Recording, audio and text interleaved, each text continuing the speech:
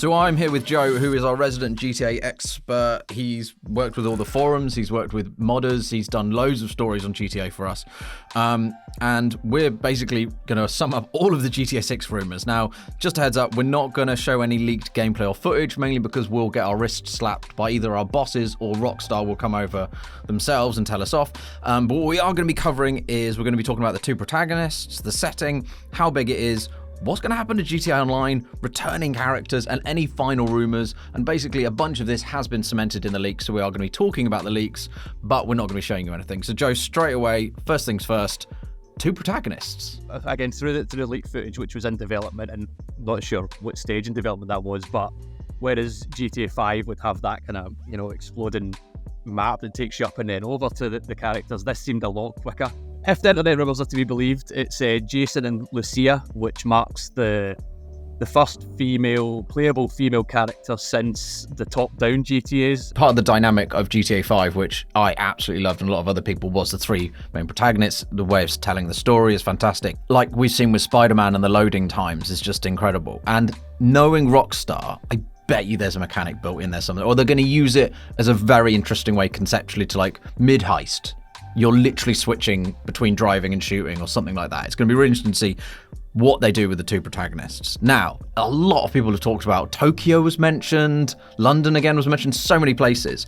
What is the setting? Because that can be just as important as the characters involved. Yeah, and again, the rumours seem to be pointing towards Vice City. Again, through that, the stuff that we saw last year, there was palm trees, sunny. It certainly looked like it was heading that way. There was intrepid players that were able to spot kind of background signage that mentioned Vice and things like that. So it certainly seems like it's heading towards the Miami, Akin, Vice City. And if you follow from the 3D universe through to the HD universe and even the top-down games, it was Liberty City, which was a pseudo slant on New York, and then there was San Andreas. Obviously in GTA 5 that was Los Santos and in Blaine County, which was LA, California. This would be the kind of the next natural step towards that trifecta, Vice City. When people started talking about Vice a long time ago, I was kind of thinking, would it be nice to maybe visit somewhere else? Assuming that is the case, the longer you're sitting with it, you think that to see something which maybe closely reflects Miami, because Vice City in 2002 in the original game was just a made-up location which kind of looked like Miami. It had the strip and the beach and stuff, but like Rockstar has done with Liberty City and GTA 4 back in 2008, and of course Los Santos and Blaine County in GTA 5, there are certain parts of these games, not least Vespucci Beach in GTA 5, which is just Venice Beach. It looks exactly the same. To see that in Vice, assuming that is the location, could be pretty exciting. How much do they faithfully recreate this? And how big is this game going to be? Because we've seen a trend recently, and Rockstar have been making games during this time with like Red Dead, where huge games, amazing games. But there's been a trend recently to people have been much preferring compact maps where stuff's going on. So that's another thing. Do we have any idea like how big this is going to be from the leaks? Have we seen that it's all of Vice City, all of Malibu, all of like Florida, the state? Like where are we looking at? Yeah, I mean, that for me personally, that's the most exciting thing, I think, because that'll inform, I know that we'll speak about this a little bit later in the chat, but I think that'll inform what the next iteration or evolution of GTA Online looks like. The map and a sense of scale and size is what I'm looking forward to most from the trailer, and hopefully we get to see that, whether it's Vice or whether it's somewhere else. Assuming it is Vice, I think Rockstar will go massive. I don't think they're going to, they've always trended upwards in terms of the space you can play in. If you look at the rumours that started circulating back in 2018, I want to say, the Project Americas thing, which probably isn't right, but like, with the internet running wild with its imagination, it shows you where Vice will fit in, and then down to the one corner of the map there's the Liberty City map from GTA 4, and then elsewhere there's a GTA 5. It's probably not going to be as big as that, but I think it will be bigger than GTA 5 and GTA Online's Los Santos Blaine County Playground. And that alone for me is just really exciting, without getting overly romantic about it. Like when you first jump into these games and you've not got a clue where you're going, you're just stumbling across random events, you're trying to map out places in your mind, fast forward 6 months and better than whatever you live in real life. But that sense of escapism and getting lost and all that. That's what I love about these games in the first few steps. And I'm hoping that the trailer, the GTA 6 trailer, shows, it won't be able to show everything, but a sense of how big this new map is going to be, and I think it will. It's worth mentioning as well that these reveal trailers, I know that so much work goes into them, but they tend to be like, 90 seconds, maybe 2 minutes long. So yeah, I hope we get a sense of the scale, but who knows in that short space of time how much we'll be gleaned from it. I genuinely wouldn't be surprised if they just reveal a logo. Like as a big FU, just like, all right, you've seen a bunch of our stuff, you leaked it, all right, you're not getting anything else. You're going to get a release date and it fades to black and a logo. Listen, I mean, as much as I want to see things, if they give a release date in amongst that, I would take it. I want to see GTA 6 more than anyone, or as much as anyone rather, but if they did that and we still got a release date out of it, I think I'd still be happy. So you mentioned it earlier, and I think, ironically, I think GTA Online is more important for Rockstar than GTA 6. And what I mean by that is money, money, money, money, and the future of GTA, because, we're all going to play GTA 6, and it's going to be fantastic.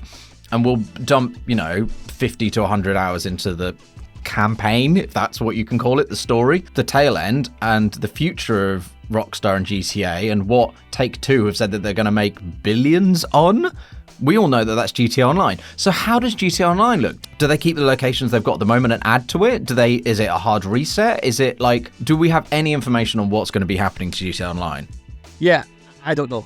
You're right. I mean, it's definitely made Rockstar a lot of money over the last 10 years. And I think that in terms of what GTA Online looks like, in terms of how it's tied to GTA 6, I don't think that GTA Online, as it stands just now, will completely go away. I'm not sure exactly how they'll tie it together, but I think it will be its own thing. I think that it's interesting that Rockstar acquired 5M recently, the really popular role-playing community that was up until this year was completely independent of Rockstar. They've acquired that team and they're looking to move more into the role-playing, the community, user-generated content side, which I think is really interesting. So, I'm not saying that it's going to look like, a Roblox or a Minecraft or a Fortnite, but it looks like they're making more official strides into that space where players can dictate more of or they can tailor their experience to suit, what they enjoy doing. It'd be more like supported mods rather than... Yeah, exactly. And it's always existed. 5M has been about for a long time now. It's been out for several years. Not long after the PC release of GTA 5 and Online, which was 2015. So it's been there for a while. But to see Rockstar, officially acknowledging it and bringing them in-house is interesting. The contract update, which Dr. Dre featured in towards the end of 2021 in GTA Online, shows the potential for, the celebrity aspect. And if this is Vice City, if this is the party city where there's nightclubs and there's, a lot of hedonism and things like that, the scope to bring in celebrities is obviously there. What's interesting about that is the timeline hasn't been set for, assuming this is Vice City. Whilst the original Vice City was set in the mid to late 80s, including its Liberty City Stories offshoot, we don't know when this interpretation of Vice is going to be. So if you're inviting celebrities in, who are the celebrities of the day? Real world faces. So which informs the music, which informs, the language used, the clothes. Obviously that's get really quite sophisticated reached out the game. So that's exciting. I've got two other questions. One, do you think GTA Online is going to go free to play? And two, what are they going to do about the griefers? I'm not sure how you get a grip of the griefers, but to be quite honest, as much as it can be annoying, it does add, certainly to us in GTA Online, it does add that sense of risk to the game, more so. But will it go free to play? It kind of was. I know that it was never officially, acknowledged as free to play before, but GTA Online was free. It came as part of the package, which if you bought GTA 5, it was an offshoot there. Obviously, it's premium now if you want to buy it independently. There are shark cards, and people have got their opinions about those in terms of you can buy your own in-game money and it can be used cosmetically.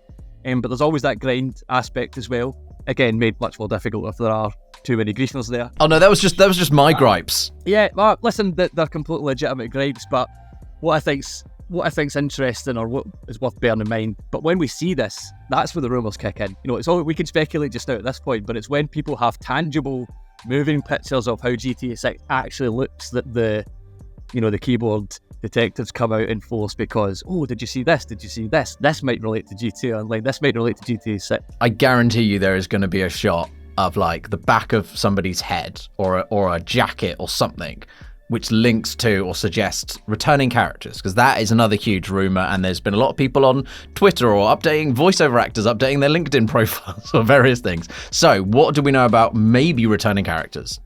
Well, as recent as the last several weeks, Sean Fonteno, who we've interviewed on GamesRadar Plus, a lovely, lovely man who plays Franklin Clinton from one of the 3-story protagonists, who also returned in GTA Online from GTA 5. He tweeted saying, "If I told y'all I'd get in trouble," this was a few weeks ago, and then sent the rumour mill spinning. The tweet was promptly deleted, not before Ned Luke, who plays Michael DeSanta from the first game, had replied saying something along the lines of, "Why don't you go and play Call of Duty," or something. I don't know if he was tongue-in-cheek, thinking maybe you're not supposed to say that. That tweet's now gone. Obviously, the insinuation being that perhaps Franklin will return, or perhaps Sean will have some role in GTA 6. Ned Luke, again, who plays Michael, replied to a fan, I think it was early this month, I think it was the 5th of November, who was asking, will Michael make a return in GTA 6? And he said, it's a mystery, followed by 5-star emojis, so obviously the wanted system. And if he says anything, Rockstar are going to send tanks to his house. But that post still stands, which has obviously sent the fan base crazy. The possibility there is that GTA Online is still to get its December update, which it normally gets. As we move towards GTA 6, it appears that those big December updates have been stepping down. Dr. Dre was the one in 2021, which was massive. Last year was a little bit more subdued, a little bit more muted. With Michael DeSanta returning, it could be that this is the last portion of, kind of rounding off his story before they move on. Is there any other rumours that we need to know about? Is there anything else that kind of is cropping up, bubbling in the background that's quite interesting that we haven't covered? There was a lot of, and with full respect to the GTA Online community, there's a lot of unhinged rumours going around before Rockstar. People were talking about the moon cycle, they were talking about reading into certain things. There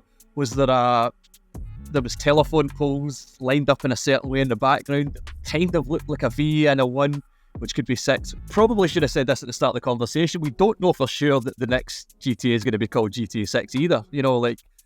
We assume it is at this point because that's what everybody's searching at the moment, but it could be something completely different, like GTA San Andreas, like the original Vice City. It might not be 6. And that is basically based on the fact that Rockstar themselves have said the next entry in the GTA series. If you search GTA 6 on Google right now, it just says the next Grand Theft Auto game. So, but as I say, once we see that trailer, once we get 60 seconds, 90 seconds or whatever, even if we only get that Rockstar logo, as you say, there will be more rumours to come. Why didn't they show more? What are they showing this? What does this mean? Is it called GTA 6? Is it called GTA Vice City 2? Exactly.